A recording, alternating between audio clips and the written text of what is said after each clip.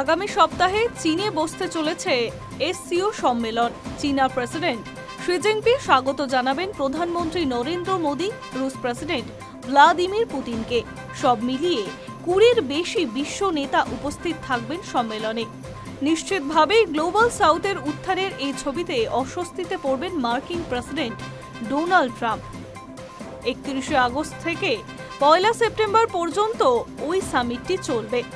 উল্লেখ্য, 2020 সালে গালওয়ান সংঘর্ষের পর এই প্রথম মোদি চীনে যাবেন।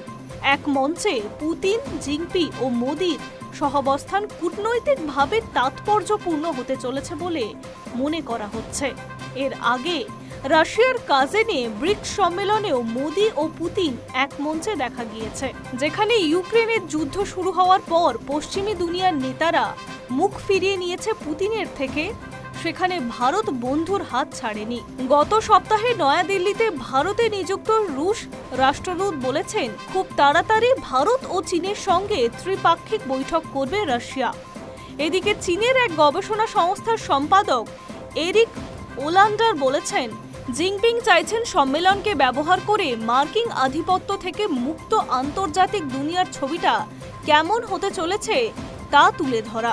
মনে রাখতে হবে, গত জানুয়ারি থেকে চীন, ইরান, রাশিয়ার পর ভারতের বিরুদ্ধেও আক্রমণাত্মক হয়েছে হোয়াইট হাউস, কিন্তু এতে কোনো প্রভাব পড়েনি। উল্লেখ্য, মার্কিন আগ্রাসনকে পাল্লা দিতে ভারত ও চীনকে একজোট হওয়ার বার্তা একাধিকবার এসেছে বেজিংয়ের তরফে।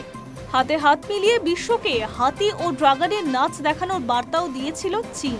এই অবস্থায় মোদির এই সফরের মুখ্য উদ্দেশ্য এসসিও সম্মেলন হলেও এর নেপথ্যে অন্য অঙ্ক রয়েছে বলে মনে করছে রাজনৈতিক মহল। High news network.